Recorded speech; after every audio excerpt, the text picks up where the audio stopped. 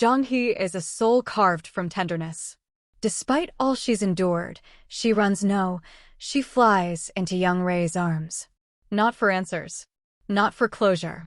But for solace. Because Young-rae isn't just a friend. She's the only refuge Jong-hee has ever known. Jong-hee had been quietly writing in her diary every time Young-rae crossed her mind. Each page held a memory, a longing, a love too deep to speak aloud. And now she hands that diary back. A silent confession.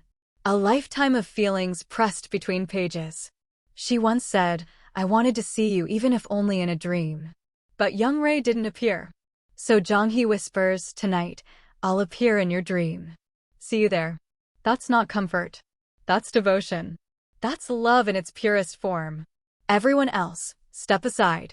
Young-rae and Jong-hee aren't just a ship. They're the whole ocean. As Young-rae reads Jong-hee's diary with tears in her eyes, it reflects her true pain. Will those sparkling days, like the ones I spent with you, ever come back to me again?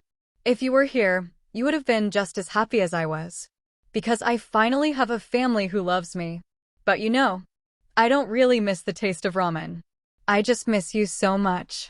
We decided to call this a love letter. But just as the warmth begins to bloom, fate strikes again.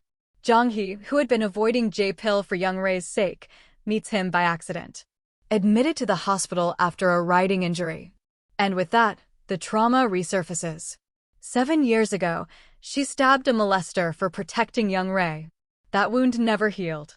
She tries to flee in panic after seeing her first love, Jae-pil. But Jae-pil grabs her arm. And in that moment, Young-rae arrives, with Jung-hyun beside her. For hearts.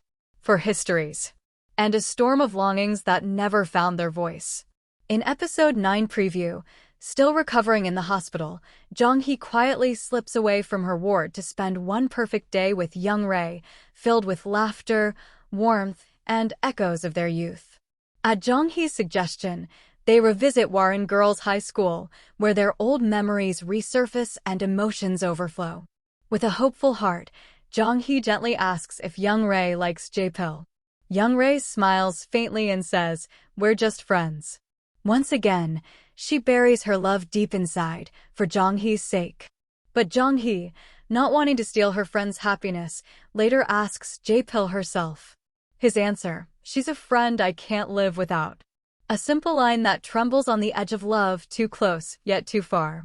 And when Jong-hee finally gathers the courage to confess that she wants to start anew with Jae-pil, Young-rae is left frozen, heartbroken, silent, and questioning.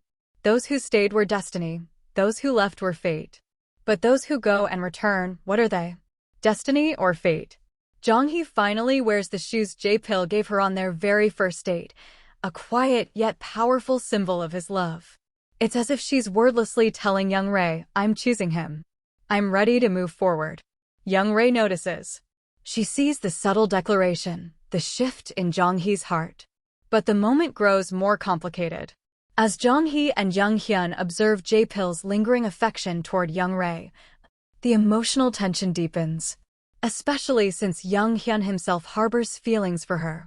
Now, 4 hearts stand at a crossroads, each carrying love that's either unspoken, unresolved, or quietly sacrificed. Meanwhile, somewhere else, destiny begins to twist again.